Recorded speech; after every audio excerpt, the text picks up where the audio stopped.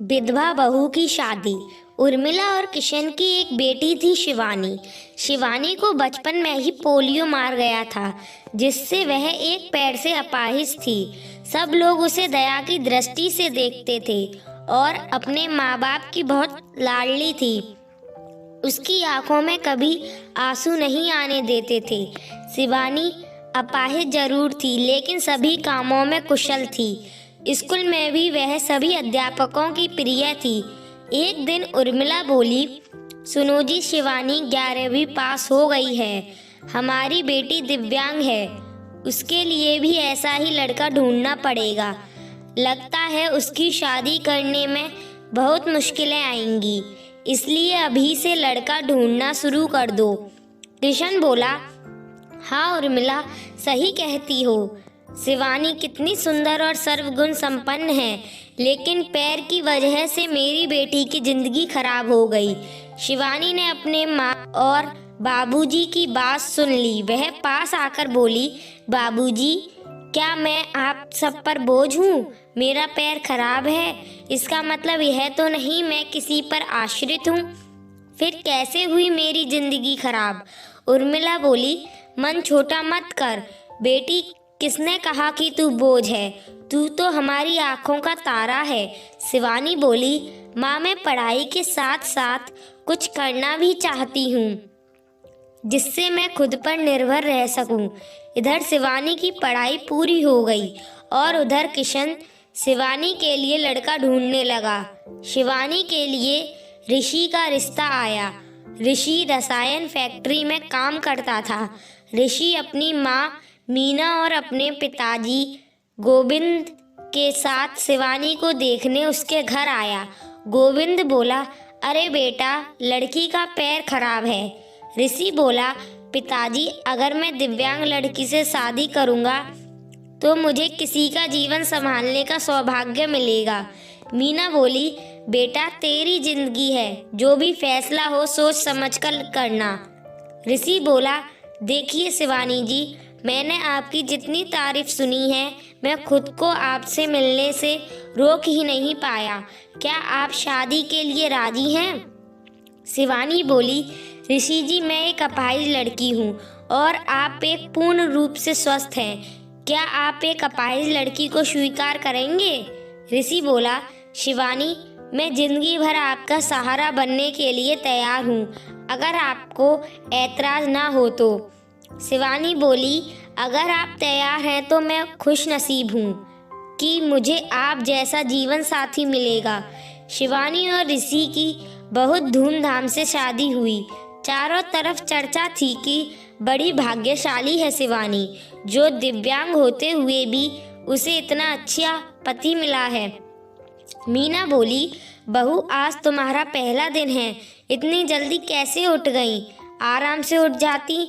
शिवानी बोली, माँ, मुझे जल्दी उठने की आदत है, मैंने नाश्ता बना दिया है, आप सब लोग नाश्ता कर लीजिए। मीना हैरान थी कि एक पैर खराब होते हुए भी सुबह उठकर नाश्ता भी बना दिया। इसी तरह शिवानी ने थोड़े ही दिनों में सारी जिम्मेदारी अपने ऊपर ले ली। शिवानी ने सभी बहुत खुश थे। मीना बोली, ऋषि, तेरी बीवी लाखों में नहीं करोड़ों में एक है। मैं तो डरती थी कि कहीं ऐसा ना हो कि एक दिव्यांग लड़की से शादी करके कहीं मेरे बेटे की जिंदगी खराब ना हो जाए। ऋषि बोला, माँ, मेरा फैसला कभी गलत नहीं हो सकता। आपसे एक बात कह रहा हूँ कि अगर मुझे कुछ हो जाए तो शिवानी को अपनी बेटी की तरह रखना। मीना बोली, चल पागल, ऐसे नहीं बोलते, वह अभी भी मेरी बेटी ही है। और अगले ही दिन उनकी खुशियों को जैसे किसी की नज़र लग गई। ऋषि की फैक्ट्री में जहरीली गैस लीक हो जाने से कई लोगों की मौत हो गई, जिसमें ऋषि भी शामिल था।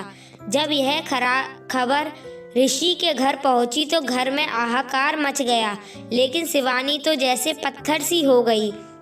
वह खामोश थी, उसकी आंखों में आंसू नहीं थे। वह ऋषि को यूं ही फटी आंखों से देखती रही। कुछ औरतों ने उसे हिलाते हुए कहा, बहू, रो ले, देख ऋषि को, वह मर गया है, अगर रोएगी नहीं तो पागल हो जाएगी। तू विधवा हो गई है, विधवा। इस तरह की बातें सोचकर शिवानी फूट फूट कर रोने लगी। शिवानी रोते हुए बोली, उठो ऋषि, आंखें खोलो।